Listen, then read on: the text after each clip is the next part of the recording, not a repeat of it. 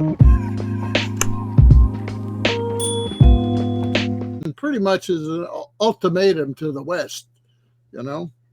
Now, see, I hadn't even heard about this, but you said this just happened today. Yes, that just happened today. Yeah, I've been listening to and reading different excerpts of his speech to his parliament today. You know, this was the victory plan that he supposedly brought to Biden a couple of weeks ago. That there's been a lot of secrecy about, but he gave a 5-point plan today to the Ukrainian parliament. But there are, in addition to the 5-point plan, there's 3 secret sections that he didn't talk about, that he said there's 3 secret parts. In other words, just he and Biden have agreed to them, but those aren't public.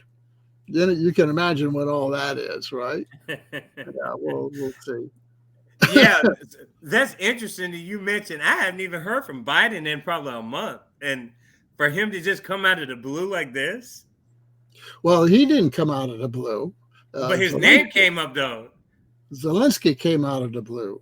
Well, it wasn't out of the blue. I mean, he's been saying for a week he's going to give his victory plan to his parliament.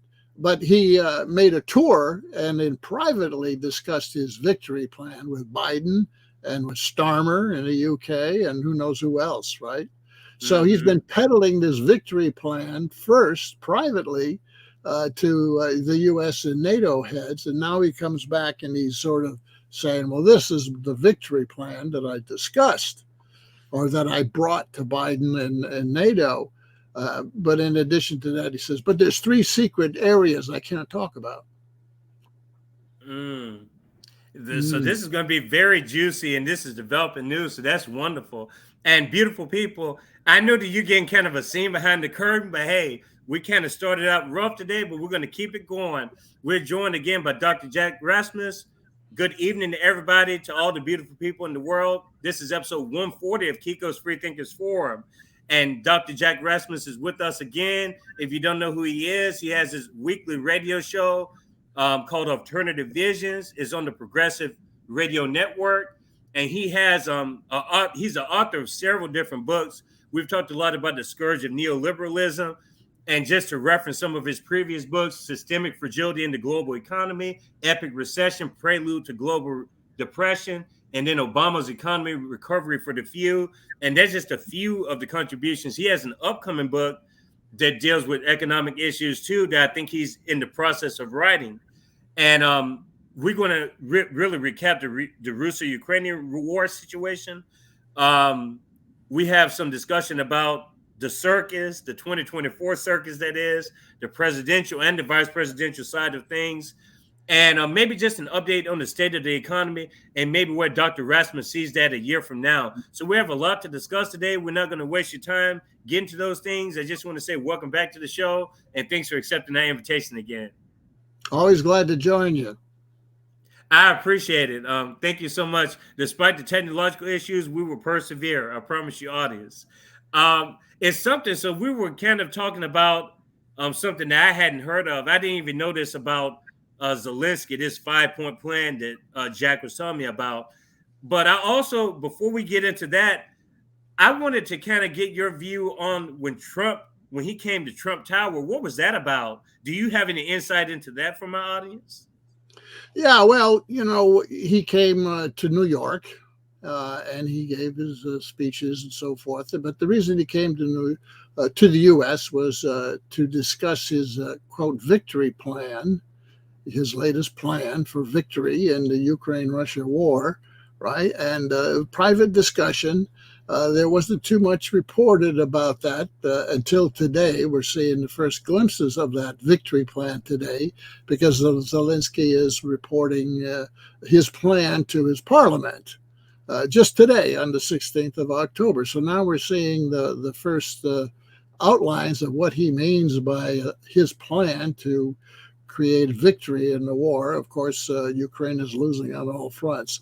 But that's why he came to the U.S. to talk with Biden to clear this victory plan in private. And then he went and met with Prime Minister of UK, Keir Starmer, reportedly the same thing. Who knows what other European NATO countries he's discussed his victory plan in private before he reported it out today. And when he was in New York, of course, he met with Harris, and he met with Trump. Trump reluctantly, because obviously Trump is going to put an end to that farce in the Ukraine war. It was a very cold reception, and Trump and he went before the cameras, and Trump didn't say pretty much what Zelensky wanted to hear. It was kind of a cold kind of a comment.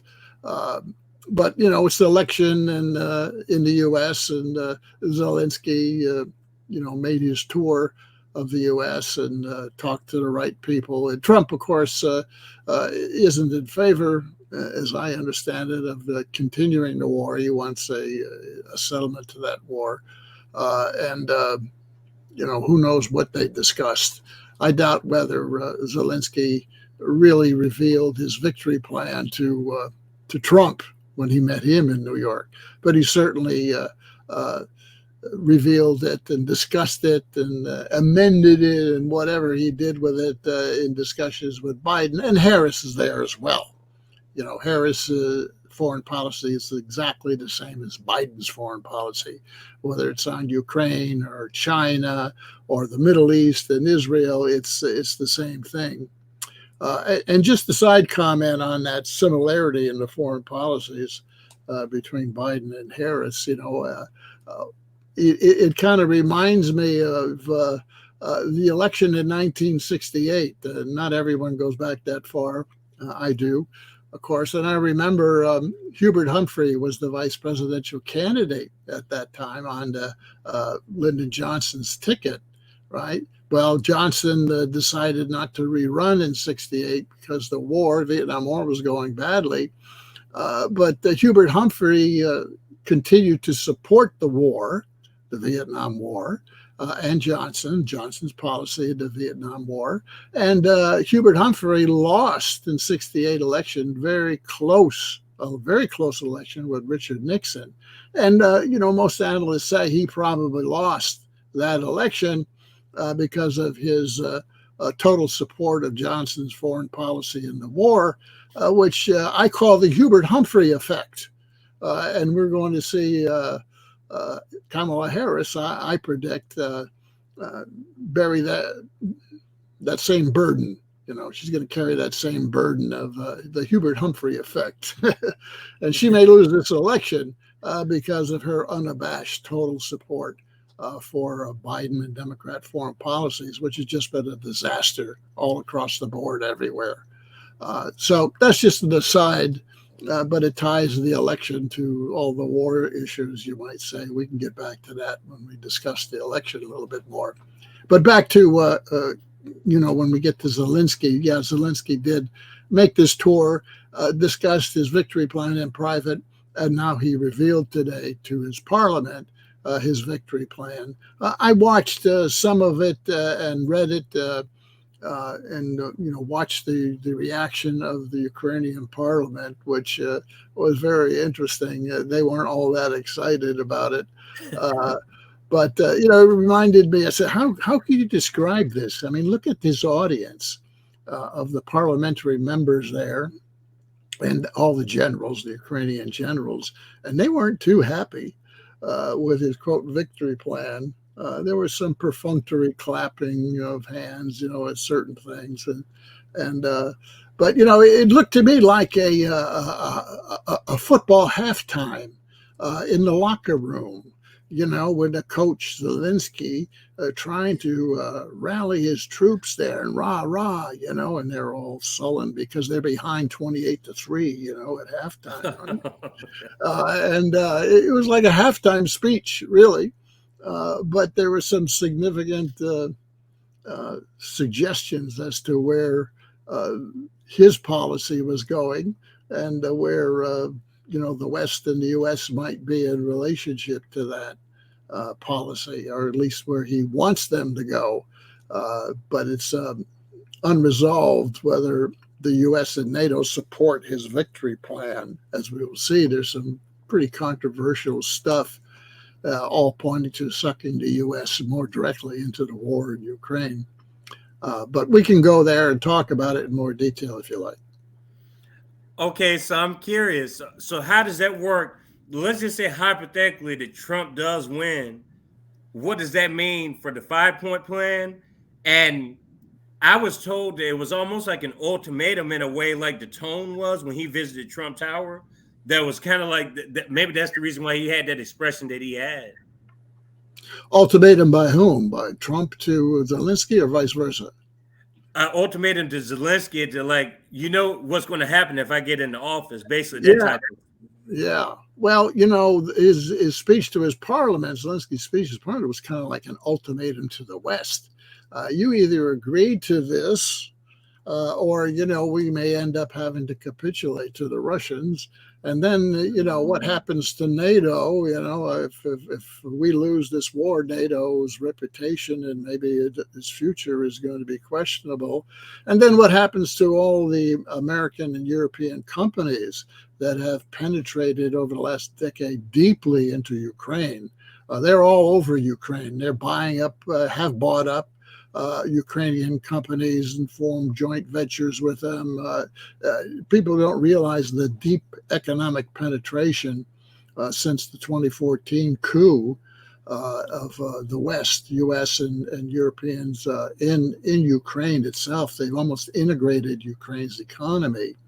And not by accident, by the way, you know, because when the 2014 coup occurred, U.S. neocon who pretty much engineered the coup, Victoria Nuland, what she did, she became the economic czar in 2015 of Ukraine. In other words, she ran Ukraine's economy right after the coup.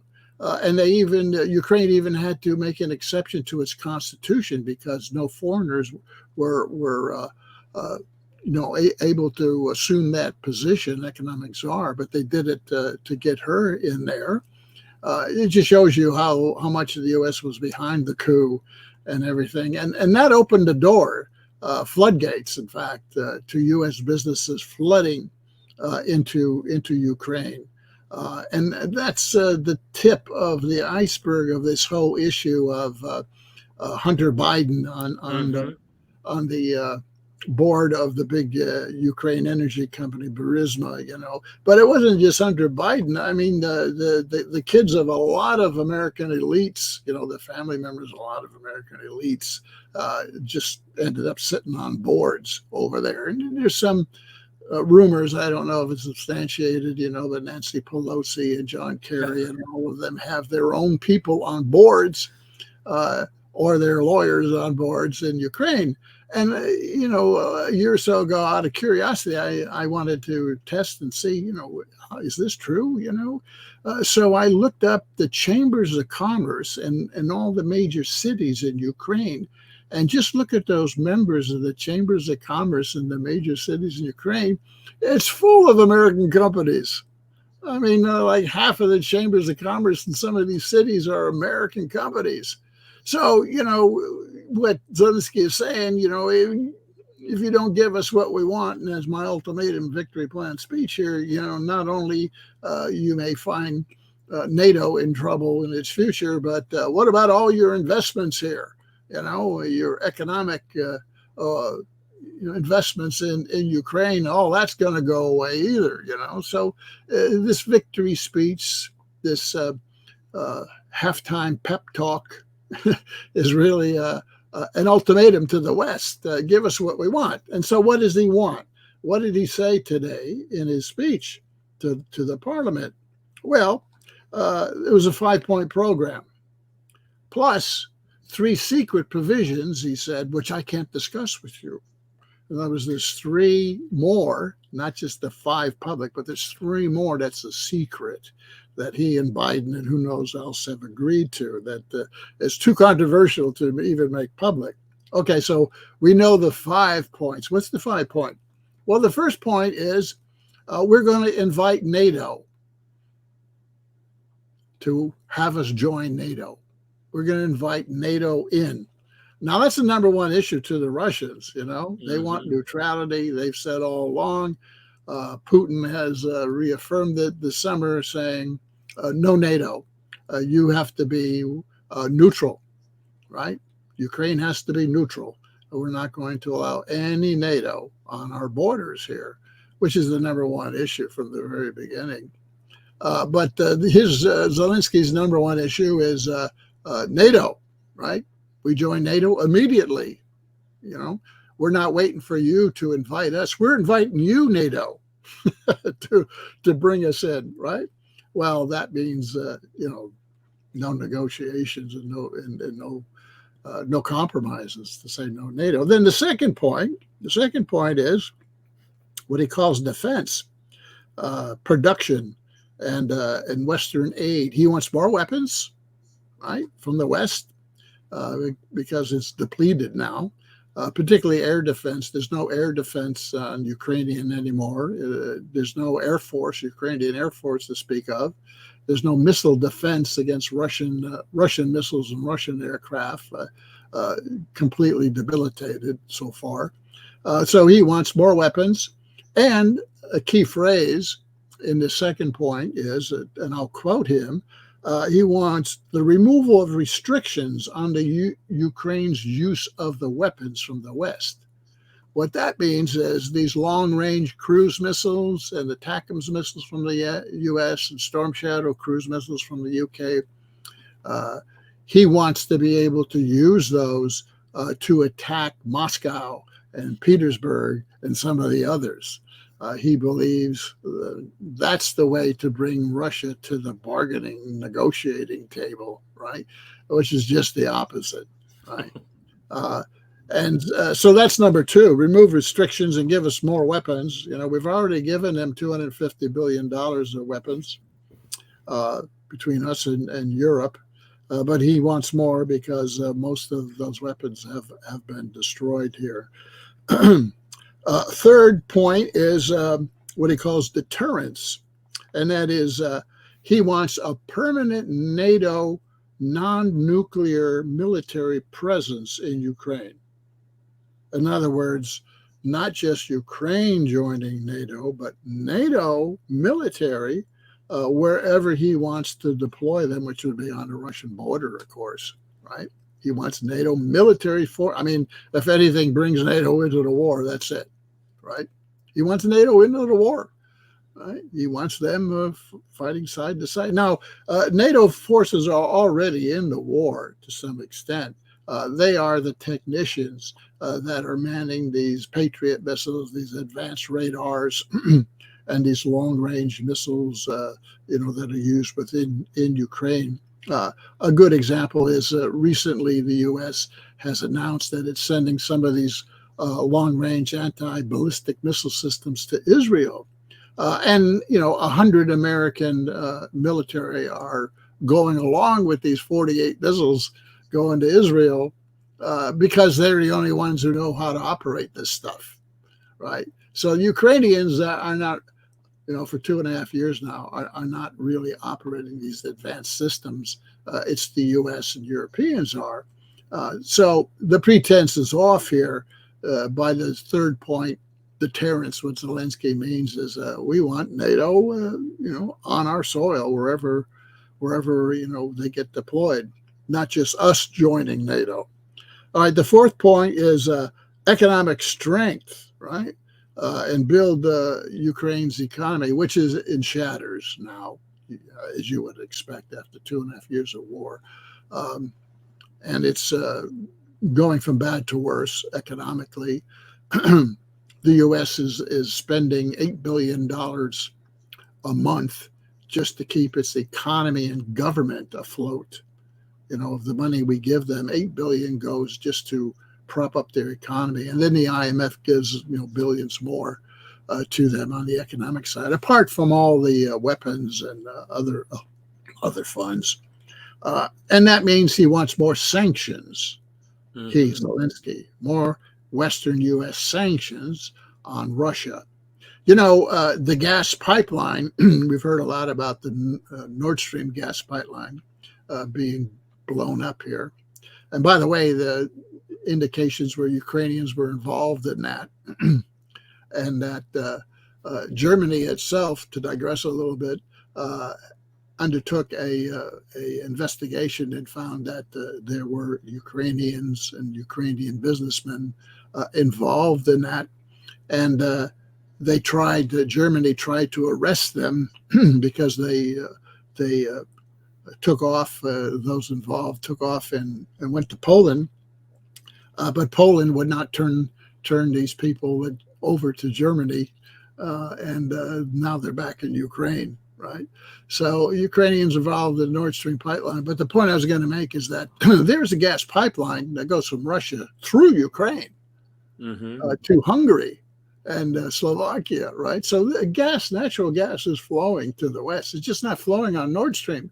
There's also another pipeline that goes to southern Europe that goes through Turkey, that goes around Ukraine and goes across the Aegean and goes to Italy and Bulgaria and places like that. So there is still Russian gas flowing to the west, right? And natural gas, liquid natural gas, is being shipped from Russia on ships to ports in Germany. So the sanctions have always been kind of a joke, right? A bit of a propaganda machine, and have had no effect whatsoever on Russia. So Ukraine wants that tightened up. They want more pressure on Russia. That's the fourth point. And the fifth point is interesting because the fifth point says that the result of these 4 points will be that Russia will come to the bargaining table and we will win, right? And winning means, and he reaffirmed this, the 1991 borders of Ukraine.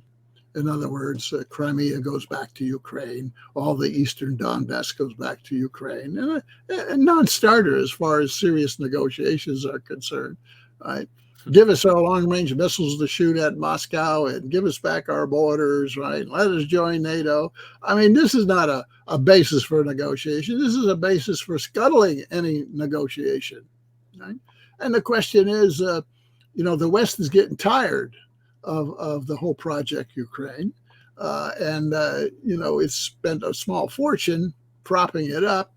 And not only is there no victory light at the end of the tunnel for Ukraine, but it looks like the tunnel's moving and the train in it in the opposite direction.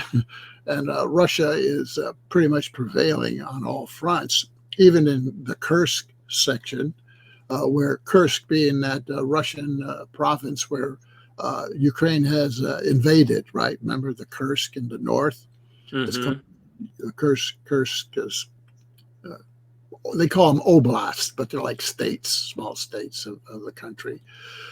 Russia right now has encircled, I think it's about 2 battalions and an entire brigade of Ukrainian forces in Kursk. And about 5,000 Ukrainian troops. They're either going to have to quickly retreat back across the border, or surrender or get wiped out. So the battle for Kursk is almost over here, and I predicted Ukraine will be driven from Kursk before the November election. You see, the U.S. policy with regard to Ukraine is they want to find a way out, right? Or actually, what they want to find a way is a truce. Let's freeze the ceasefire and freeze the combat and the conflict where it is now. That's to prevent Russia from gaining, more victories and more land. Let's freeze it, and that's the intermediate strategy of the U.S. Freeze the conflict, kind of like in North Korea, South Korea, right? Let's have an armistice, freeze it in place. We can't win, but let's keep them from winning. Let's freeze it in place. In the short run, though, the U.S. policy is very clearly they don't want any big disruptions going on in Ukraine before the November elections. It's all about the November elections, right? Let's keep the status quo. Let's try to keep it quiet so we can ignore it. And the whole thing is, don't do anything rash, Zelensky. I'm sure Biden's telling him before November 5th. After November 5th, well, we can talk about it again, right? Rash would be using U.S. and or German or UK long-range missiles to attack Moscow or deep inside Russia. That would be rash because, Putin has already said you do that. And, everything is in play here, including the use of tactical nuclear weapons. We're not going to let you shoot your missiles at Moscow, right? We will obliterate you. That's the warning. And Putin and Russia have told the West that, and the U.S. Pentagon, by the way, is standing in the way of U.S. radical neocons like Blinken and Sullivan and all these guys who do want to do that. They want to go along with Zelensky, right? This is the whole thing about neocons. When their policy doesn't win, they double down and exaggerate and accelerate it. They don't look for a compromise. It's they only have one gear, and that's forward. Right? Well, the U.S. Pentagon and the generals are smarter than these dumb neocons, and they know that the U.S. is not prepared for a war in Ukraine with U.S. troops. We've already depleted a lot of our inventories of advanced weapons we've given to them, Patriot systems and so forth. The Pentagon won't give them any more Patriot systems. This is an anti-defensive missile system of the U.S. What the Pentagon has done is told other countries that already have Patriot systems, well, we want you to loan them to Ukraine, and we'll backfill them later to you. And European countries have done that. They've sent their Patriot missiles, anti-missile systems. And I think like 7 or 8 of them have been sent, and half of them have been detected and destroyed by the Russians. Other missile systems are in short supply. We haven't been producing advanced weapons in expectation of a ground war in the U.S. And the Pentagon knows this. The Pentagon is the more rational voice in all this. And they've held back the neocons in recent months from agreeing with Zelensky to escalate, right? And then, of course, the election coming up that convinces the politicals too, well, maybe we shouldn't escalate now. But it remains to be seen what happens after the November elections. If Harris loses, then what you may see is Biden and others creating a crisis and dumping it in the lap of Trump, right? Escalate, make a mess of this thing, and just hand it over to Trump. Or if Harris wins, it's a continuation of the same thing. Harris has said she'll continue with the U.S. policy there, and in Israel and China and so forth. So it doesn't look good for the war, whomever wins. And even though Trump's view is that we should put an end to that one, right? We shouldn't be preparing and fighting wars on 3 fronts, even with proxies, right? We need to concentrate. And of course, the U.S. will concentrate on the Middle East here. That's a strategic priority over Ukraine and Russia. That, the Ukraine project was yesterday's project, and they're trying to put an end to it somehow, but in a way that won't make it look like NATO is totally ineffective, right? What the U.S. would like, I think, is just this ceasefire truce. Let's freeze everything in place, and then build up the U.S. military and the Ukrainian military and look at it again in another year, right? I think that's what they really want to do. Or worst case scenario, if they lose to Russia, more territory, Russia takes Kiev or something, then just maintain a kind of a guerrilla, more intense than a guerrilla warfare, but just keep the pot boiling militarily. Don't agree to a peace treaty or truce or anything. Best case, I think that's what their plan is. Just keep this Ukraine project going at a lower key, but militarily don't resolve it. I think that's what we're looking at. So you brought up a few things, and I've never asked this question on the forum. I'm always trying to find inventive ways and creative ways of getting around to like a very deep discourse. But this may be a silly series of questions, but I'm genuinely curious. It's a two-pronged question, and it deals with Netanyahu and Zelensky. How are they able to freely get in and out of their countries like that during these so-called wars? Like, they're obviously leaving one point and going to another point with it, which is over here, and presumably they're going back to Ukraine and Israel.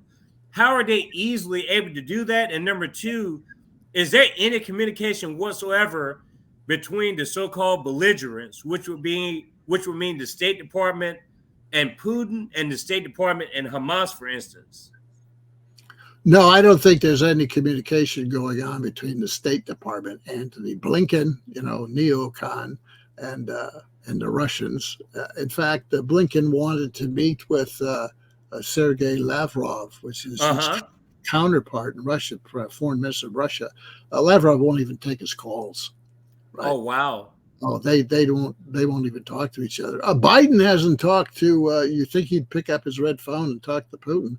He hasn't talked to Putin since June of 2021. Yeah, he hasn't talked to.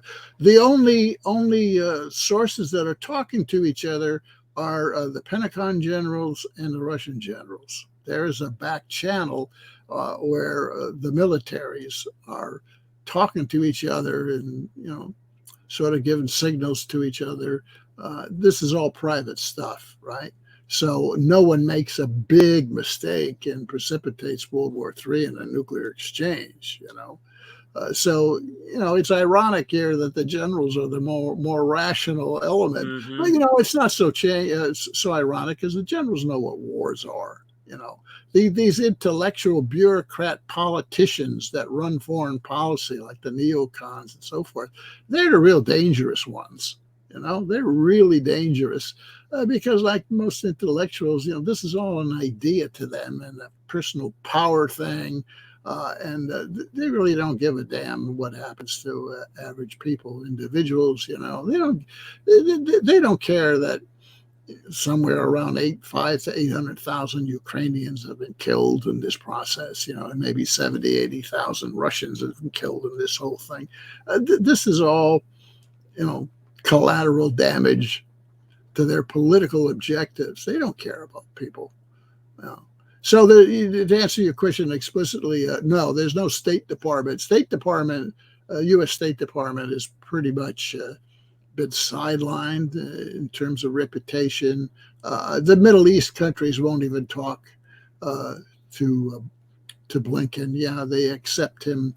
He comes to their country. Some of these I think Saudi Arabia, the head of Saudi Arabia, wouldn't even meet with him. He had some lower level foreign minister meet with him. They're getting a diplomatic cold shoulder. Blinken is. Blinken's totally ineffective. Even in Israel, he goes to Israel. He says, "Well, how much you want on the latest blank check? We'll sign it for you guys." Even in Israel, he's a joke, right? He's really, he's a bag man, right? Bag man runs around and does the errands for the real boss, right? So he's totally ineffective. He's lost his effectiveness altogether. Right? In fact, there's a story that his last gambit was to convince the new prime minister of Britain, Keir Starmer, that the U.S. Would support Ukraine's Zelensky's request. This goes back like a month ago. Request to use British long-range cruise missiles, called Storm Shadow missiles, which would attack Moscow. That the U.S. would support Zelensky's request to use UK missiles to attack Russia. And of course, Starmer thought, oh, okay, if the U.S. wants it and Zelensky wants it, fine. And Starmer and Zelensky went to New York, right, in Washington, D.C., and Starmer was told, no, we don't agree to that. So Blinken set up Starmer, for a big embarrassment, right, implying to Starmer that Biden and the U.S. would agree to that. And they came to Washington. But as I said before, what stopped it all was the Pentagon. The Pentagon stepped in and says, no, this is an escalation that we're not prepared to deal with. And the Russians have told us that, and they're not bluffing, if any of these missiles are fired from anywhere in NATO, then those have become targets for Russia. So that would have been a very big escalation, and that would have put us really on the brink of World War III with the Russians, right? But that's one of the demands that Zelensky has in his 5-point speech, no limit on the use of these weapons, which is a code word for saying, give us the green light to use these weapons to fire them deep into Moscow, because his whole strategy is we got to make it so painful for the Russians that they have no choice except to come to the negotiating table.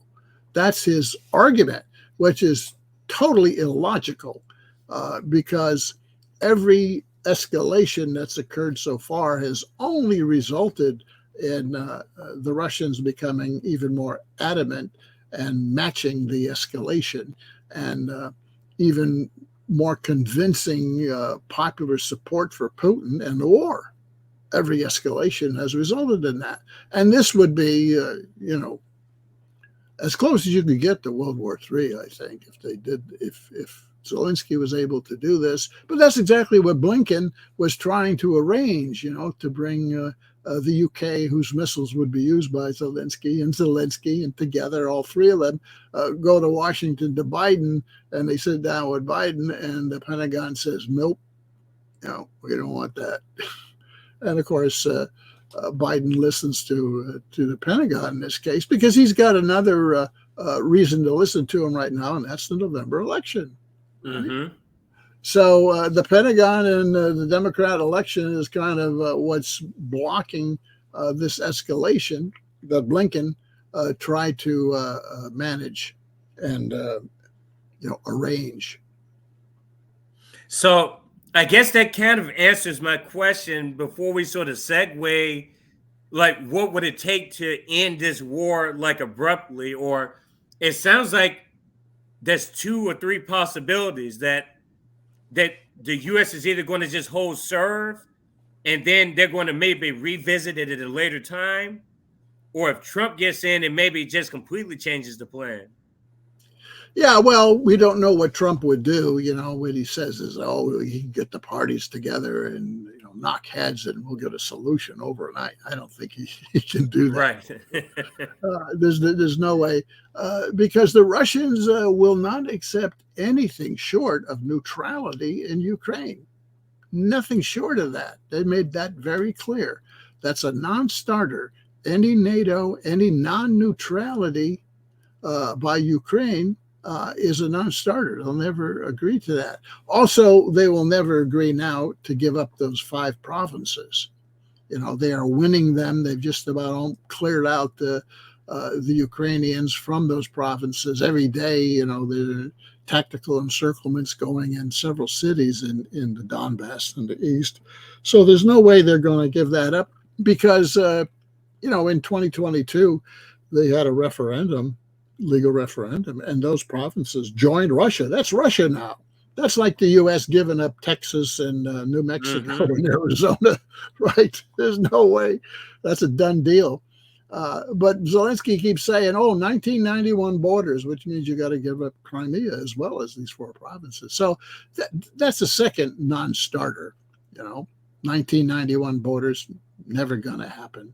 What do you expect the Russians, after they've expended 70,000 dead and who knows how much money, that they're just going to capitulate and pull out? No, especially when they're winning on the ground. There's no way that's going to happen. no way NATO is going to come. There'll be a military solution first. Well, what does that look like? Well, I think Russia will go as far west as it needs to cover the Russian-speaking population. You see, Ukraine has been split, always been split in terms of demographics and population. The western half of it is Ukrainian, which in the far west is kind of almost Polish, right? And there's some Romania in there and so forth. You got to understand that after World War II, Joseph Stalin gave much of the western Ukraine to Ukraine. He moved the Soviet Union borders into Eastern Europe. And, they created this country called Moldova. Well, that used to be part of Romania, right? That was chopped off. Parts of Poland were given to Ukraine, and even parts of Slovakia, a little bit in Hungary, were all given. That western part was given to Ukraine. Poland was given Eastern Germany, so Poland got more of Germany that it gave up in its southeast to Ukraine. But that was Stalin's way of creating this buffer. But that far western part of Ukraine has never really been. It's been very pro-fascist from the very beginning, since the 1930s, and it's not, the culture and everything is more like Poland than it is like Russia. So even I remember a speech by Putin here a couple of years ago where he was interviewed. I think it was the interview with who was this? I forget this guy's name. He's a right conservative interviewer. Talking about Tucker Carlson? Yeah, Carlson, the Carlson interview. And in the Carlson interview, Putin says, well, that western part of Ukraine is not part of the Slavic Brotherhood, which is Belarus, Russia, and Ukraine, right? He said, and he explained how Stalin really gave that to Ukraine. And then he said, they can have that. He actually said that they can. I don't know why they would want it. It's just a hornet's nest of fascism, But he kind of indicated that if the West really wants that, we don't want it. There's just a lot of trouble, right? So I don't think Putin, even if there's a total Russian military solution, which looks like the only solution right now, will really go west of Kiev.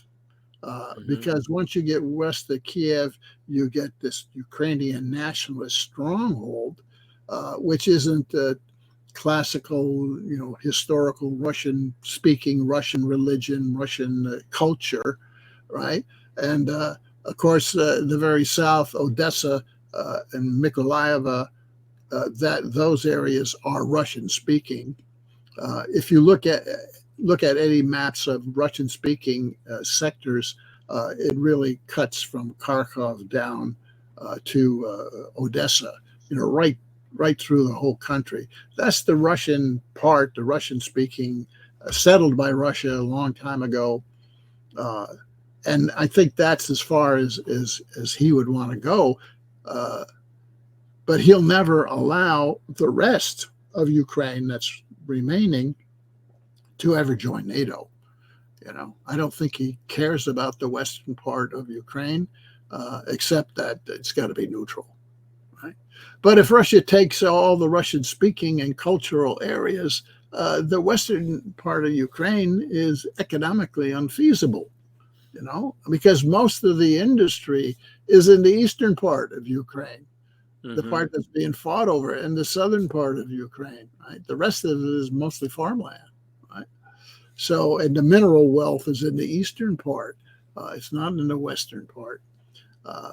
So, my prediction is that the U.S. doesn't really want a total settlement here, because if they had a total settlement, it would really weaken NATO. NATO would look very weak, and it would jeopardize all the investments of the West in Ukraine. They want kind of a status quo. Let this thing fester, right? Let's not make it worse. Let's not let the Russians gain more. but let it fester. We don't care. Low key, kind of like 20 years in Afghanistan, right? Same thing. The U.S. Never really leaves the country. If it truly conquers it, it's establishes its bases and so forth, and remains there behind the scene forever, right? Ask the Germans and the Japanese, right? The U.S. never really leaves its bases, but if it's defeated, its first strategy is, well, let's leave a mess before we leave, and if we can, let's just keep the mess going.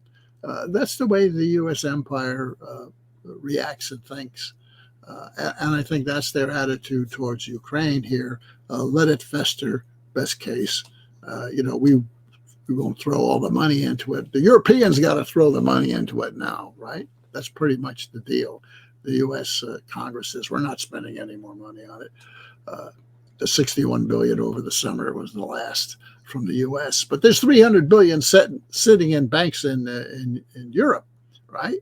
That is the frozen Russian assets. And the U.S. is saying, well, we took the $5 billion of Russian assets in the U.S. and gave it to Ukraine. You Europeans do the same with your 288 or 260 billion in Russian assets in the banks in Europe, right? So right now, Europe is trying to figure out, well, how can we use this, and give it to Ukraine and fund Ukraine in 2025? But the Russians have told them, you take that money, which is our money, that's in your banks, right? That's frozen since 22. If you do that, well, we're just going to take your businesses and your money in our banks in Russia. We're going to just seize those too. No one's crossed that bridge yet, but it looks like, there's no way Europe, which is in economic trouble right now, can afford to raise fresh money without somehow drawing on that 300 billion. And there's big intellectual battles and political battles going on here right now, how to do that, how to fund Ukraine, you see, because the U.S. isn't going to fund it anymore in 2025. That's it. Speaker of the House Johnson said, no more money, right? No more money for Ukraine. Well, we've given them $200 billion. How much more, you want to throw at that? We don't have a lot. And we can talk about the economy and why we don't have a lot to throw away anymore. I don't want to throw too much at you, but I'm going to give a little just small commentary that kind of interrelates with, I'm just intrigued because looking at the presidential debate, especially if you can call it a debate, it was more like a pissing match between who can kiss Israel's ass more, like that.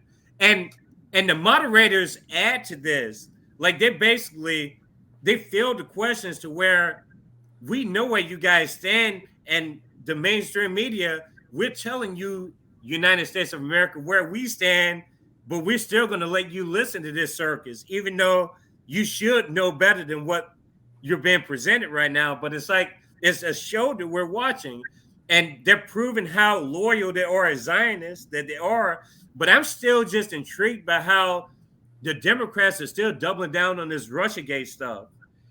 The way Kamala was talking, like, you're just a lapdog to Putin, Trump. Like, you're just going to do what he tells you. He bosses over you. And she's just, like, proud of saying that. And everyone's just a Russian agent if they disagree with the approach that they're taking, like the neocon approach. Everyone just has to be a Russian agent. And I just sit there and people just doubling down on this sentiment. Jill Stein, she keeps getting that sentiment that she's a Russian agent because no one's smart enough on Putin. And it's just, the public, do they just not question that? Or they just keep going along with the circus? Well, part of the Democratic strategy is that anybody who criticizes Biden foreign policy, particularly with regard to Ukraine, is ipso facto a Russian agent. You can't criticize their foreign policy. That makes you an enemy and a friend of your enemies. That's the kind of hyperbole that's been used since 2016. The dossier and everything. Those kind of issues enable the Democrats to really ignore the real issues. that's a way of trying to personalize your opponent and demonize your opponent, which they've been doing with Trump with all kinds of ways from the very beginning, 2016. Now demonize him, right? And Trump means the end of civilization, right? extreme, exaggeration and hyperbole. And the latest thing now is they're trying to saddle him with what I call the Biden effect. Right? Before I talked about the Hubert Humphrey effect. Well, what's the Biden effect? And that is, he's mentally demented now. There's all these signs that, he's mentally demented and he won't, reveal his medical status and so forth. This is all part of trying to change the subject to a personal subject rather than the issues, because we're really facing some very serious issues in this country. And if you looked at the two debates, not counting the phony debate with Biden, the debate with Harris, and then the vice president debates, which were a little bit more rational than the Harris Trump debate. What's missing is the most important topic of those debates. What didn't they talk about, right? Or refuse to talk about, engaging in these personalizations and so forth, right? What is it they didn't talk about? Well, I'll tell you the issues that have been missing, and I've been writing about this, right? One, inflation. Have you heard either of those candidates come up with what are they going to do about inflation, right? What's their solution to inflation? And, prices now are 30 to 35% higher than they were in 2019, right? That's the issue. The issue is inflation has whacked the hell out of households in the U.S., and it's not going down. Maybe it's not rising as fast as it used to be, but when people go to the grocery store or write their bills out, and do whatever they do to try to, make ends meet, it's this 30, 35% that they're feeling and thinking about. And we can talk about, what areas have gone up a lot and why even the official statistic is inflation's gone up 24.2%. That's the official government statistic of CPI, right?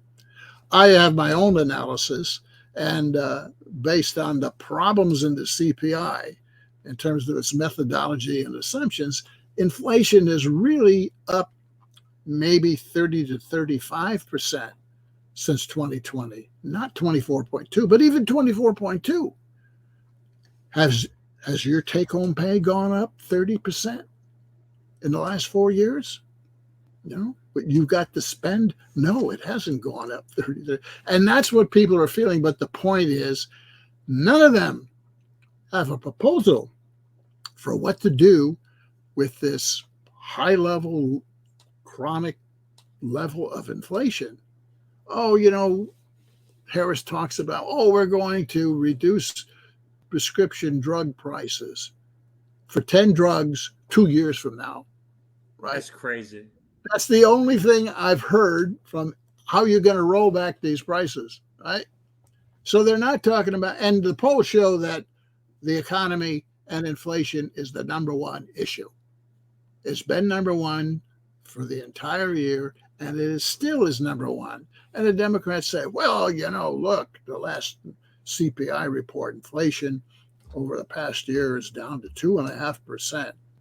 Yeah, well, gee, we solved the inflation problem. No, you haven't, because mortgage payments are up 114% in the last 4 years. It's not the price of housing, which is up 47%, right? It's what people pay every month for their mortgage, and that's up 114%. Well, why is it 114% when housing prices are only up 47%, which is pretty bad itself, right?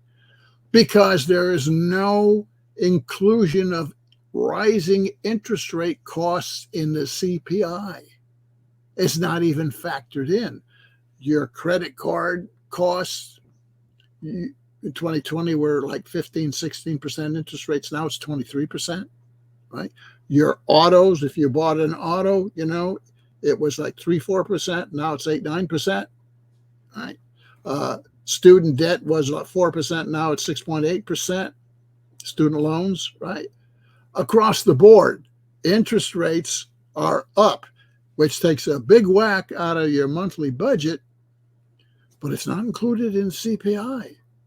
There's a whole number of a dozen other reasons why the Consumer Price Index lowballs actual inflation. Lowballs it. I won't get into it right here. I am writing an article, The 17 Reasons Why the CPI Lowballs Inflation. 17? 17 reasons. Oh my Have God. to do with the methodologies and the assumptions. Here's another one, just to touch a couple of them. Another one, and that is, did you know that if you bought an iPhone this year, you're paying 10% less than you did the year before? The price went down for iPhones, right? No. You're paying more for the latest iPhone, but the government says it went down. Well, how can they say it goes down? Because they have a method that says, well, if the quality of the product improves, the quality improvement means we have to deduct the actual price you pay and factor that lower price into the CPI. It's called the hedonic pricing, qualitative change, so forth. I don't want to get into it. It's kind of technical unless you're an economist like me, right? And they don't give you the fine print when you look at the monthly report, how all these calculations are made. But 2.5% inflation CPI is not really 2.5. It's really closer to 4, right? And the peak of 9% was really, 10, 12%, right? So you've got the adjustment for inflation, which is too low. You've got, the question of interest rates, which aren't included in the whole thing.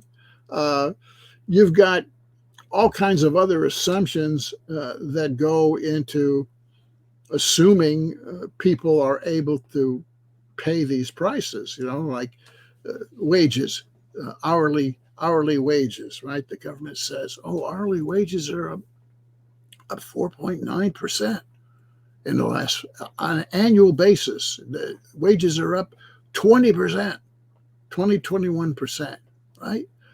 Well, wait a minute. Let's look at what you call wages here, right? This is the hourly wage for full-time workers only.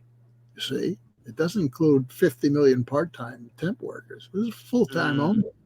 It's an average. The 4.9% is an average, which means if people at the top, your professionals, your tech and software engineers are getting 5, 6, 8% raises, right? And the managers are getting 10% raises, it's going to draw that average up, right? If you're in the middle, typical working class person, you didn't get 5% raise every year, right? It just didn't happen. So the averages distorts it. The fact that it's 4.9% is not adjusted for inflation at all. It doesn't count your weekly hours that you work. If you're working fewer hours, your take-home pay is less. It doesn't deduct taxes, which have gone up. When you take away all these, adjust for all these, taxes and real inflation and take-home pay and hours of work and all this stuff, well, then your real pay has gone down in the last 4 years. And that's what people actually feel. Their real pay is less. And inflation's 30, 35%. How the hell do I pay for that, right? And they're hurting. And that's the number one issue that they didn't talk about, really, except, I'm going to do this, I'm going to do that, in very general, vague terms. But no solution. No solution to this. Okay. No, of course not. They're not gonna offer solutions because they're in the dark. They don't know anything about economics. It's clear that they don't know anything about it, or at least that's the impression I get.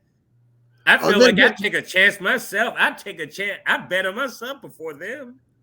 Yeah, but they got advisors. And their advisors know, but they don't want to talk about this stuff. I don't know why I'm getting these calls. You can't hear them, but I can hear them. Oh, I totally understand. Now I'm getting a lot of stuff too. Excuse me. But no, you're totally fine. But I must say that to me, I don't know how you analyze the two debates, and I'm referring to the second presidential debate and the vice presidential debate, because like you said, the first one, oh my gosh, I didn't even watch the first one, but I forced myself to watch the second one only because I had interviewed Cornel West, and then he made me go back and watch the DNC speeches, which was just a torture in itself. And then and then you go to watching all this other stuff. But to me, the way they fielded the questions was very different in the vice presidential debate. They were talking about the strikes and the unions in the vice presidential debate. That didn't even come up, as far as I recall, in the second presidential debate. None of that stuff came up. They focused more on immigration, identity politics. Was Kamala black? Yeah, they're staying away from the number one issue because both of these candidates don't have answers to them. They don't. They don't want to discuss it, you see? And that's the main takeaway from these debates, right? I talked about inflation, right?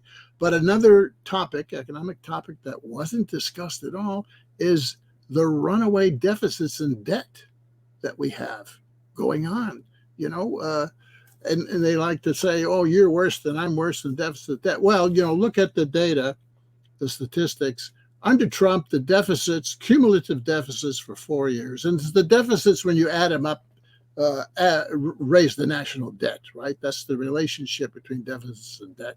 And they've been running well over $1 trillion here for 8 years under both Trump and Biden, worse under Biden. Well, if you look at the total deficits under Trump in 2016 to 2020, $7.6 trillion in cumulative deficits. What is it under Biden? 7.2 trillion. And that was the summer's not over. So both of these guys are running huge deficits, right? And adding to the debt. The national debt's $36 trillion. And we're paying almost $1 trillion a year, $950 billion this year, to the bondholders.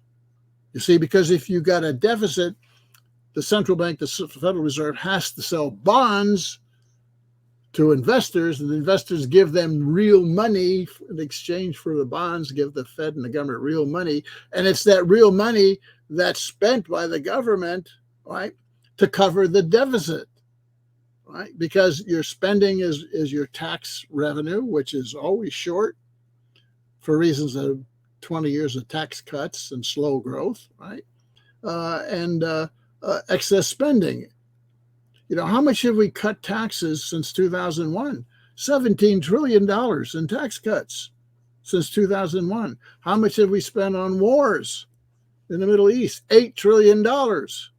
There's 25 trillion of the $35 trillion national debt right there. Mm-hmm. It's been fiscally irresponsible. Why? Well, they got to protect the empire, all the wars, and all the neocons want more wars. So it's $8 trillion thrown away, $17 trillion, 80% of which went in tax cuts for the rich and corporations. They're the ones who benefit from this. Well, the consequence is you don't have enough tax revenue to cover your spending, and that means you got a deficit every year of more than $1 trillion. How do you finance that deficit? You sell more bonds, right? And then you got to pay interest to the buyers of your bonds every year. That's where the $950 billion now comes in. That's money that goes to rich bondholders. Doesn't go to anybody else in the economy. It goes to the very wealthy, to the rich bondholders, that $950 billion a year. Now, the Congressional Budget Office, which is the research arm of Congress, has estimated at our current pace, the $36 trillion now of the national debt by 2034 will be $56 trillion. And the interest payment to the bondholders won't be $950 billion a year, which is more than the Pentagon, by the way, already. It'll be $1.7 trillion per year interest going to wealthy bondholders, because of a deficit caused primarily by excess tax cuts, slow economic growth, which reduces tax revenues as well, and massive war spending. That's where we are. But did any of those candidates talk about that at all? Not one word about that. Not one word. And the point is, both parties are responsible for this deficit and debt. Over $7 trillion during Trump, $7 trillion plus during Biden. Both of them. So their policies are the very same. Both policies, both sides, Republicans and Democrats, are in favor of tax cuts for the rich and the corporations and the bankers, right? And they're in favor of war for the military-industrial complex, right? And the stocks of both, go through the roof, and the rich get richer, richer, richer at an accelerating pace. And the rest of us, with inflation, our real take-home pay keeps drifting lower and lower. Any discussion of that? None whatsoever in these debates. None. They want to stay away from it because the policies of both are the same. Keep the taxes coming, keep the military and the empire growing. And in between, they're throwing money at bondholders, right? There's your whole damn deficit and debt right there, but not a word about that. I mean, that was a big gap that's missing. The other big gap that's missing, that's even more importance in these debates, is the BRICS. Right? Oh, yeah. BRIC is an acronym. Brazil, Russia, India, China, South Africa. Started out with 5 countries. Now it's 11 countries.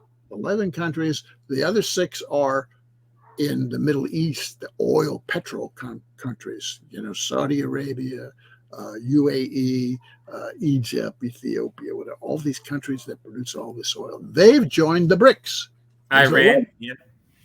The BRICS have a conference coming up in a week in Kazan, Russia. And last I heard, there's 80 more countries want to join the BRICS. 80. 34 more probably will be accepted as part of the BRICS. This is the global south in the world that is challenging the American economic empire of the post-war period.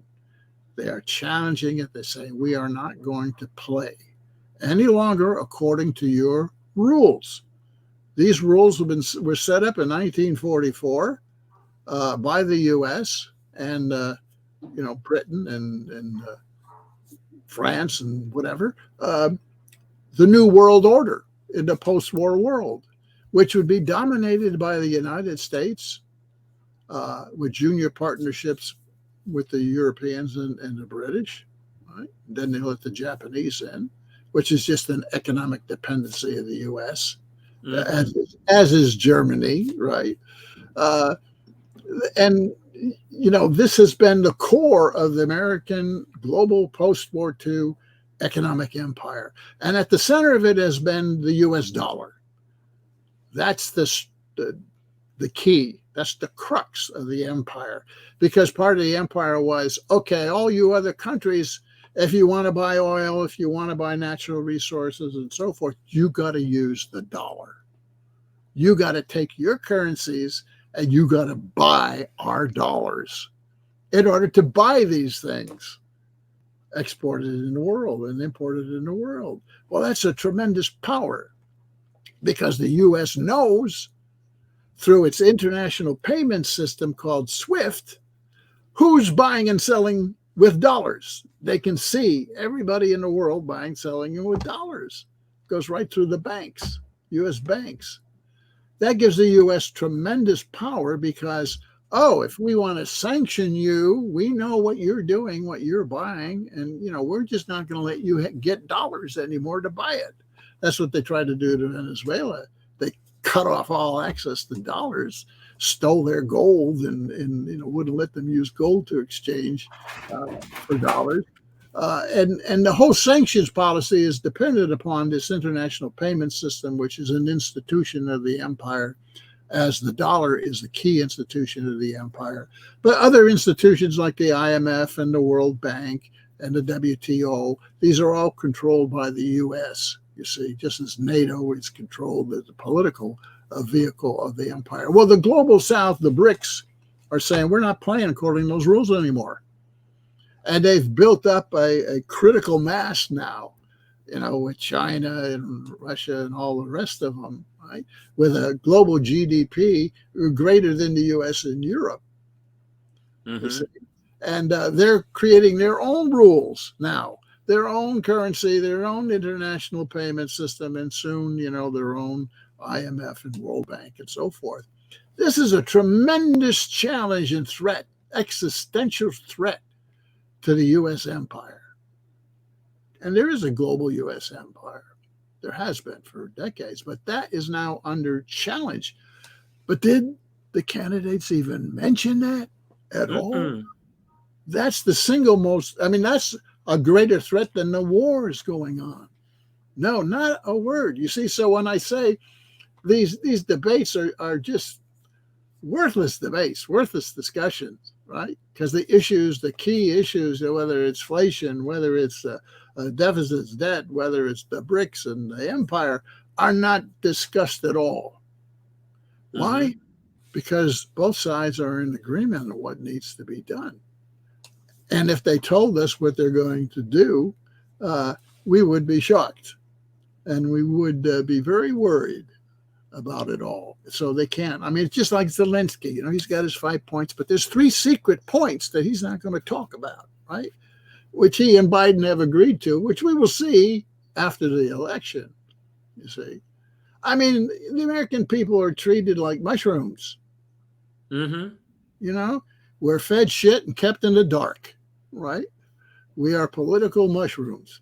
And both sides of these elite, don't want. Look, you got to stop thinking about a two-party system, because it's not a two-party system anymore. It's a single-party system with 2 wings, and they agree on mostly everything.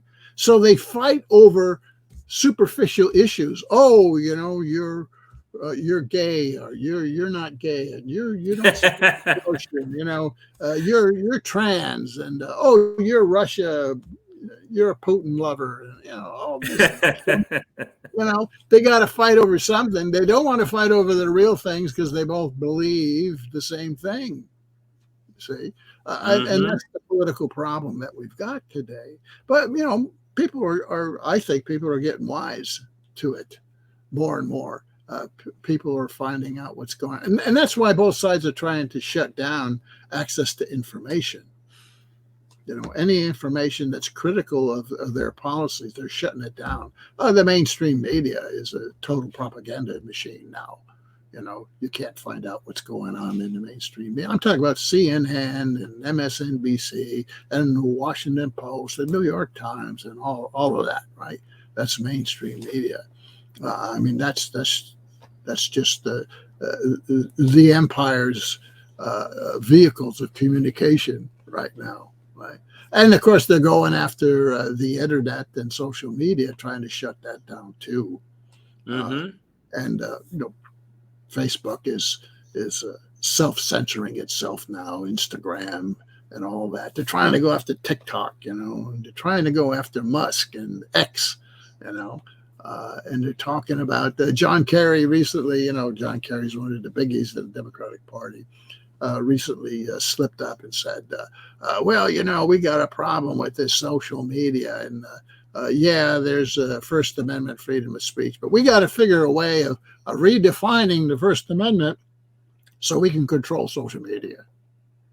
They said that in so many ways. That's another big issue that's not really discussed in a serious way in the election or in the debates. What's happening to American democracy? Well, it's in decline. Electoral democracy is in decline. You got on the Democrat side, you got all this ballot denialism. They're really going after Jill Stein and the Greens because they think she might make the difference in Michigan, maybe Wisconsin, right? And they're vilifying her and lying about her and everything, just as they lie about Trump, right? The mainstream media I'm talking about, really getting vicious, and then the Republican side it's all this voter suppression going on, the ballots and the voter suppression gerrymandering. Both sides gerrymandered the hell out of the House of Representatives. So now there's only about 50 seats that are ever in play, that ever can go either way. The rest of them are gerrymandered and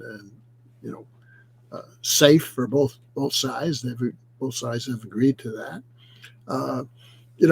There's surveillance, there's freedom of speech issues now, and there's questions about the Supreme Court and stacking the Supreme Court. There's all kinds of restrictions on democracy on both sides. Both sides have their own tactics that they're using. Democrats ballot denialism, and it's interesting. They go through a primary process and they select Joe Biden right at the beginning of the year, and then they deselect them, their own guy that they voted for, and the voting for him was manipulated anyway, and then they deselect him because they're afraid that he can't handle the election. Right? I mean, is that democracy? Can you have not have democracy in a political party, and you think that party will support democracy? I don't think so, right? And the Supreme Court, with Citizens United, opened the floodgates for money here since 2010, and we see the transformation of the Democratic Party. Democratic Party is now the big money party. They've raised $1 billion. I mean, the Republicans used to outraise money 2-1 to Democrats, right? Well, now the Democrats are 2-1, outraising the Republicans. They're getting all the big, not all of it, but a lot of the big corporate money, capitalist money, a lot of money from Israel too, and AIPAC, the Israel lobby, hundreds of millions of dollars from them. So they're the big money party now. They've got all this money to spend, and the traditional Republicans are jumping ship and going to the Democrats. Dick Cheney, John Bolton, all these guys are now flipping, and I mean, it tells you what the Democrats are really about, right?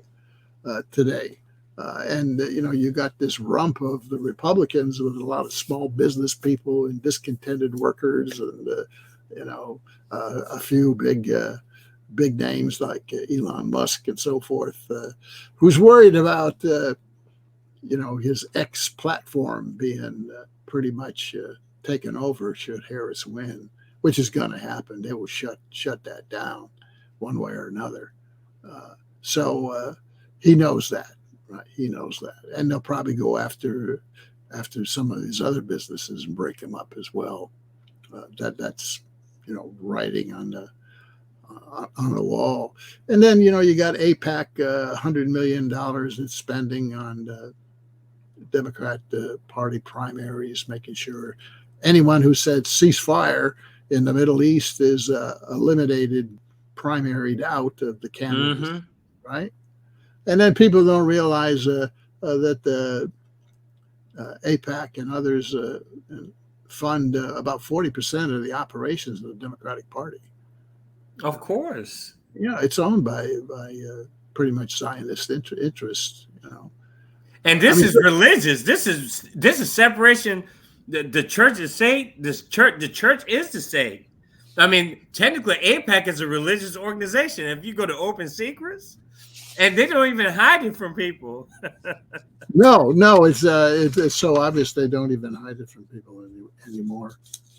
So democracy is an issue here, but in the debates, what you got is this simple, Trump is going to destroy democracy, right? And they quote him out of context often, and they pump it up and scare the hell out of people. He's going to come in, he's going to throw everybody in jail. Project 2025. Yeah, 2025, which he's not associated with, So, democracy is an issue, and it's in deep trouble in this country. Deep trouble, and they should be talking about that specifics. But they don't want to talk about, everyone agrees to gerrymander. The Democrats agree to ballot denialism, and the Republicans agree to voter suppression, all this stuff. And the Supreme Court passes Citizens United and guts the Voting Rights Act of 1965, They're all in bed together because to keep the game going, which has been very lucrative to them, including Congress, by the way. Someday we'll find out how much insider trading went on in Congress, and how Congress got so rich, right? But Nancy Pelosi shut that one down. No, we're not going to go there. We're no hearings on insider trading by Congress people. No, because we know that's going on. It's corruption. I've been thinking of writing a piece. I probably will try, if time permits, before the election, called "How U.S. Presidents Become Multimillionaires." That'd be an interesting piece. How are the ways in which they become, because they all end up multimillionaires, not while they're in office. You see, banana republics of the third world, they're very crude, and their presidents, are dipping while they're still in office. That's not how it works in America. It works if you do your job, taking care of us, the rich, right? Afterwards, we'll take care of you, right? And there are a number of ways they're taken care of. In other words, enriched after they leave office, and they're all millionaires now, all of them. I mean, the Clintons are millionaires, Obama's are millionaires, Biden's a millionaire. I mean, multimillionaires, not my house is worth $1 million. No, they're multimillionaires, 60, 70, 100, $200 million, all of them. Of course, Trump didn't need it because, he's already a millionaire. His daddy left him a lot, right? And the same with George W. Bush. They're already millionaires, right? They don't have to dip. But they're taking care. I mean, even Ronald Reagan, people don't realize when Ronald Reagan left office in '88, what happened was rich corporate leaders who he took care of, right, arranged for him to give a speech. He gave a 10-minute speech. He got paid $6 million, but the speech was held in Tokyo to keep it quiet. So in early 1989, he leaves in January of '89, right? I think a few months later, he goes and gives this 10-minute speech, and the corporations pulled together the money for him. He got paid for a 10, 15-minute speech, $6 million. Well, that's one of the ways that they're taken care of, Another way they're taken care of is when you leave office, you can sit on the boards of directors of big companies, quietly, right? And if you're on, and by the way, that's not just presidents, but if you were the head of a key congressional appropriations committee, or you were the head of the central bank or whatever, and you did things, Treasury Department, whatever, and you did things that made people rich, they took care of you afterwards. Right? And another technique they take care of, you sit on boards of directors, you go to 2 meetings a year, right? Maybe you're on 2 or 3 boards, you go to 2 meetings each, you paid $50,000 in expenses to go to a 1-day meeting. Or you give a speech to a trade group and you paid $250,000. You get 4 or 5 of those a year, to business trade groups, you get $250,000. Or they arrange for a book that was ghostwritten by somebody, and they put your name on it, right? They interview you, they write it, and so forth, and they prepay you, right? They prepay you millions of dollars for that, right? And if the books don't sell, they send the unsold books. Businesses give them away to their employees, and the other unsold books end up in this big furnace down in L.A., or unsold books are burned, right? That's where it ends up. Unsold books are burned down in the furnace. And there's all kinds of deals that are struck for these people afterwards. I mean, how the hell did Obama get a $60 million TV deal, right? Does he know anything about the TV industry and so forth? You get $60 million. Right? Or they set up in foundations, and contributions are made to the foundations. And how do they get rich off of their foundations? Well, they get paid an expense every year of hundreds of thousands of dollars for just being on the board of their foundation. It's an expense. It's, and it's a tax-free thing, right? And those who contribute to the foundation get a tax-free thing too. So there's all these techniques and methods of how insider trading, right? How corruption is very legal in the US. It's quite legal. And it's really an art, developed to an art, right? And you don't have to, when you're in office, dip illegally into anything. Do your job, benefit your donors, and they'll take care of you when you leave office. Well, Dr. Jack Rasmus, I believe that this was a nice, compact episode for the audience. We hadn't seen you in a while because I've been so busy. It's been well documented that there's been health issues in my family. Those are getting better. But I'm glad that we were at least able to get about an hour and a half of dialogue in today about some very important issues. And I think there's pretty much consensus with what you've said up until this point. There's nothing that you presented that surprised me, but at the same time, it's always insightful when you come onto the show. And my audience in particular, a lot of people anticipate you coming onto the show because they feel like they learn a lot. And I tell you, I have my notepad out right now, and I'm always taking notes, when you're giving this information out. But that's a great thing. People simply need the information. And that's where independent media really comes into play as far as the value of independent media. And I will conclude with this. And if you have a response to this, that's totally cool. You can leave people, your information as far as how they can reach you if they have a question or a comment. But I just like to say that to some of my free market libertarian friends out there, and so a lot of them follow the forum because I've had a lot of libertarians on the show. I cannot believe just the hook, line, and sinker type mentality you guys are having now. Just you have a candidate under your ticket, and y'all are putting stuff on X with who's more libertarian, Trump or Kamala. Like, you guys aren't even. You have a candidate, and you're focusing on duopoly people. Like, I haven't seen anything like it in my life. Like, these people are actually trying to rationalize, is Trump the lesser of the two evils? And you have a candidate that's a libertarian, and you guys have an issue because of this person's personal background. And I don't understand the way people think. Like, are you guys just really Republicans deep down? Like, what are you? And it's just, I see why some people have those types of mentalities towards third parties. And it's not just libertarians, it's also some of the disunity on the left, for instance. These people that have 1 foot in, 1 foot out. And I'm like, why don't you just leave the Democratic Party? It's clear that you don't agree with anything the Democrats are selling you. So what's keeping you from leaving the Democratic Party? You're in a state that's already gerrymandered, using your terminology, with the electoral system. You're in a deep red state. So what's the point of voting for a Democrat when you're throwing your vote away anyway? If you use your terminology, I can use it against you. You're throwing your vote away anyway, because your Democratic candidate is not going to win in that state anyway. So why not support someone that's in line with your principles?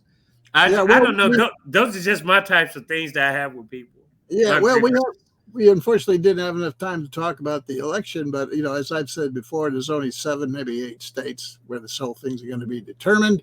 And I believe Trump has 4 of those states wrapped up. That's the southern tier.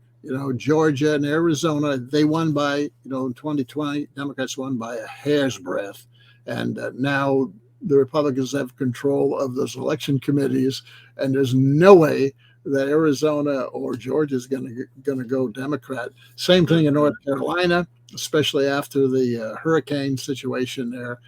In Nevada, you've got Trump proposing no tax on tips. Well, so is Harris. But no tax on overtime pay, and no more taxation of Social Security benefits, income, right? People don't understand. That's going to win a lot of the 67 million people on Social Security, votes in key states, including Pennsylvania, right? By the way, people don't understand that taxing of your Social Security benefits only began with Ronald Reagan. Before that, Social Security benefit checks were not taxed at all. That income was tax-free, right? And then there's other proposals. I mean, clearly Trump is playing pandering to the working class, right? And that's going to play big in Nevada. So those 4 states he's got. The election is going to be determined in the 3 northern states, which is Michigan, Wisconsin, Pennsylvania. And I don't believe these polls. The closer you get to the election, the less reliable polls are, and they're really political marketing devices, right? And it doesn't make any difference what the national opinion polls are. It only matters in these states, and I don't think it's even close. I don't either. Any state except maybe Pennsylvania. I think he's going to lose Michigan because of the war issue and people there, and because Jill Stein's doing very well in Michigan, right? I think he may lose. Harris may lose Wisconsin. The only thing that's really up for play, I think, is Pennsylvania, and that election is going to come down to Philadelphia, right? How much can the Democrats pull votes out of Philadelphia, legally or not, right? That's going to be the key, because the rest of the state's going to go Trump, right? And no one knows how that's going to play out, right? But I just don't see. I mean, look, bottom line this, since 2020, you can't have a hair's breadth victory in 2020, very close, right? And then have COVID and the depression that occurred, short depression of COVID, right? You can't have 30% inflation that follows. You can't have runaway wars going on everywhere. And you can't have a host of other issues, housing crisis and so forth, and expect to win again in 24. I mean, these are the Americans tend to vote on their pocketbooks, right? Unfortunately, they don't know the real big issue is the wars issue. That can impact everybody. But, we're very domestically focused when it comes, dinner table issues here. But if you look at those issues, right, there's no way, given how close the election was in 2020 and what's happened to those issues ever since, and expect to win again. There's no way, and it's not that people are going to vote for Trump. They're not going to vote for Harris, or they're going to vote against Harris. I think that's the number one takeaway from this thing. And I really think it's Trump's election to lose. I do too. And that's why, by the way, he doesn't want to debate and he doesn't want to interviews, because he knows it's going to be manipulated against him. He has nothing to gain by that when he's ahead. Anyway, that's my take, and that doesn't mean I support Trump. I don't support either of them. Oh, you don't have to qualify, but I understand how this can be. You know how people are. The way we're talking is like, oh my gosh, they're not kissing the Democrats' ass. They're not kissing this. It's like, are you serious? Like, why does it have to be so polarizing? People are talking. Like, people are having these talks outside of these forums. It's not like the reality is this. If you go outside of your bubble, there are real people out there, believe it or not. Yeah.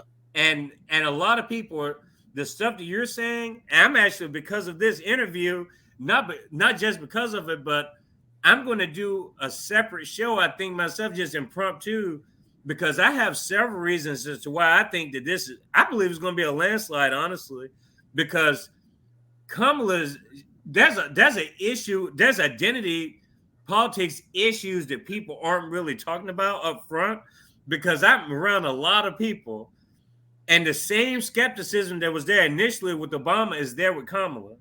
Like, you have so many people that I talk to, she's not black. Like, this is a thing. I don't know why people are pretending that this isn't a thing. There are people that I talk to all the time that are saying, she's not even black, man. And I'm not going to change their minds. I'm just going by what people are telling me. Like, these are people in the street saying this stuff. You're not going to convince them otherwise. It doesn't matter what I think. And this is not baked in. And then the Palestine issue in Michigan, Wisconsin, they're running an ad against Jill Stein. That tells you right there, they've never run a third-party ad against a third-party candidate. That tells you right there that they're in a sense of desperation, they're losing. Otherwise, they wouldn't be spending money against a third-party candidate. this late in the race? And then the latest issue is, well, why aren't black men voting for Harris? Well, I'll tell you why, because the overwhelming black folks in this country are working class people. You know, they're not CEOs and whatever, and their pocketbook is being hit even worse than the rest. And that's how they're going to vote, you know? That's what it's about. All this identity politics, wokeism, and so forth is just yesterday's issues. Nobody cares about that stuff. But the Democrats have been peddling that for a long time, and it's just not going to work this time. And all this, you're a stooge for Putin, that's not going to work either. Because as I said, you know, just look at the last 4 years and what's happened to the pocketbook, and what's happened to people feeling safe, what's happened to them feeling about the future for their kids, right? And all these real issues, right? And the Democrats just aren't appealing to it. You know, they are out of it. And maybe next time we talk, I can surprise you with something. You know? Oh, that's hilarious. No, we can make arrangements for that next interview. But it's going to be a sight to see. Well, really, you know, let me make another prediction here. You won't know the results of this election on November 6th. Oh, please don't say that. Oh, my God. Please don't say that. Because both sides are preparing millions of dollars and legal challenges, particularly in the swing states. They're going to, whoever looks like they're losing, they're going to tie up this stuff. And who knows where that's going. But everyone thinks you're going to find out who's president on November 6th. No, you're not. Oh God, I hope we don't have that again. Well, I'm saying you're going to have that again. Oh no. That's just my optimistic forecast. Okay? You can call it my optimistic forecast. But you know, there's so much writing on this for both parties and their constituencies. I just don't, you know. The Democrats, who are now the Dick Cheneys of the world and the Boltons, you know, they're all together now. I don't see how they will allow Trump to win. I'll go that far. You know, I'm not saying assassination or anything like that. I'm just saying they have Plan B and Plan C, and they are going to implement them on November 6th and afterwards. Just saying. Okay. Well, I'll let you definitely. That's something to think about. I'm definitely going to let that comment resonate with me until we talk again. Like, that's very interesting. I like that, though. But for my audience who may not know who you are, because a lot of people do know who you are, but for the people who don't, what's the quickest way to reach you, Dr. Rasmus, in case they had a question or a comment for you? Yeah, well, you can reach me on my blog, jackrasmus.com. That's jackrasmus.com. Right. You can reach me by email if you want. That's drjackrasmus@gmail. All right. Listen to my radio show every Friday at 2 p.m.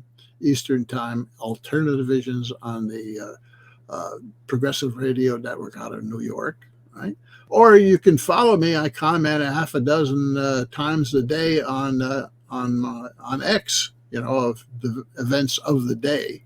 That's very short term. And I'm at Dr. Jack Rasmus there. So those are the places you can follow me. And I have another book coming out here in early spring, and that has to do with this BRICS question, and entitled "The Twilight of American Imperialism: Why the U.S. Empire is in Deep Trouble, Intermediate and Long Term." And we will see how much trouble after this BRICS conference here next week or week after in Kazan, Russia. That's the big topic. And the fact that I believe we are already in a recession in the good side of the economy. In other words, manufacturing and construction, industrial activity, which is already contracting for months now. And I believe after the first of the year, the rest of the services side, the big side of the economy, will also contract, because whoever wins the election is going to engage in austerity. In other words, the deficits are so bad, they're not going to raise taxes to get the money back. They're not going to stop their military expenditures. Austerity means cutting social programs, and that's coming. And that will also exacerbate a recession next year. Well, I think it's safe to leave it at that. Beautiful people. Episode 140 was amazing, as it always is with Dr. Jack Rasmussen, the company of Dr. Jack Rasmus. And it seems like it just gets more exciting every time we come on together. And I really appreciate you taking the time out of your schedule to come on to the show. Much appreciated. Just the information, the exchange. I feel like we learn from each other each and every time we come on. And beautiful people, we really have a plethora of guests coming on down the road. I have so many interviews scheduled between the next few weeks. I really can't even comment on who's coming on, who's not coming on. But we will definitely be touching on that BRICS conference in Kazan, Russia. I'm pretty sure S.L. Canton will be back with us again. I can't tell you how many times he's been on the show based out of Bangalore, India, to discuss that BRICS conference. And I'm sure that Dr. Rasmus, if he comes back on again, we will also recap that as well, reaction to what happened. I'm sure there's going to be a lot of major developments that come as a result of that conference. But I believe it's the 16th BRICS conference in Kazan, Russia, in the next week, the upcoming weeks. And I guess just tell everyone about Kiko's Freethinkers Forum, your friends and your family. Remember, you can't unthink free thought. Enjoy the rest of your evening, beautiful people. And cheers, everybody.